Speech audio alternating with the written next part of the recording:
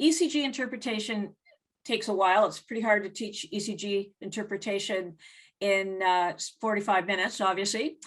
But if you get used to using your logical steps every single time you follow through, use the process, even if you look at the monitor and you're pretty confident it's sinus rhythm, you might be surprised at how many times you pick up something that you otherwise would have missed. But it'll make you really good and ready for when you find something abnormal. Take every opportunity to practice. So analyze your strips every single time you have a patient with an ECG.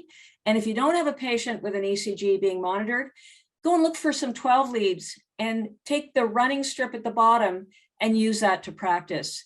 And when you find things that are odd, find experts in your area to help you walk through them, because common problems with ECG interpretation is a need to believe that absolutely every rhythm strip has to have a very defined description of what you're seeing. When in fact, a lot of times, you'll see a little bit of sinus and then they might go into something else.